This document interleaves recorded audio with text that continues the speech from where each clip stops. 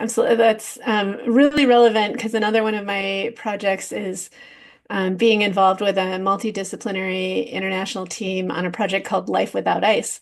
Mhm. And it includes a lot of biophysical scientists, glaciologists, hydrologists, ecologists, um, looking at what happens to high mountain ecosystems when glaciers recede.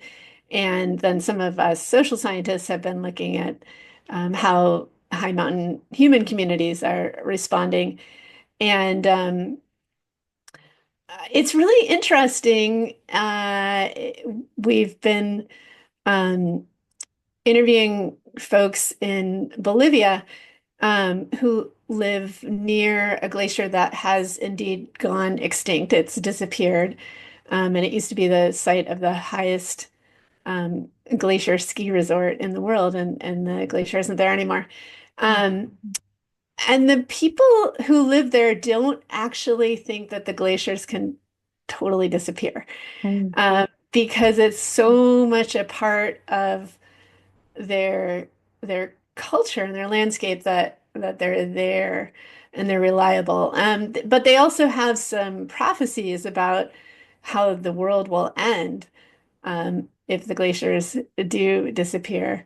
Um, and but what we're not seeing is this sort of nostalgia or solastalgia that we might hear about in North America. The sort of sadness. Like we're not really hearing that. So it's really interesting. Yeah, so that's ongoing.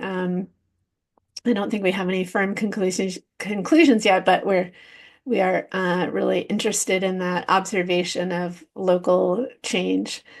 Um, and here at CIS, I do have some students who are studying eco-anxiety and eco-grief. And one of them is a biology instructor at a local community college.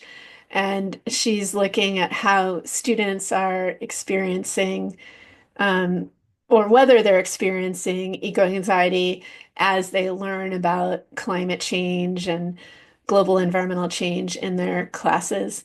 Um, and she found out that they were almost so overwhelmed by all the rapid rate of all change that they didn't really focus that much Ah, on thank ecological change per se. you. They were quite concerned with politics and political change.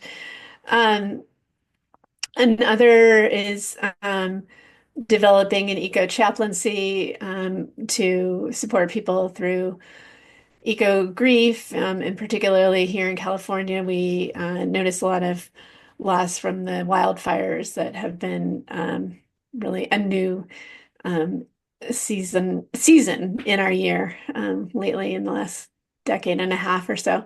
And so that student has noticed, the need for sort of structured support as people are recovering or as they move through the tremendous change of their home landscape following a wildfire and is thinking about how that might be addressed.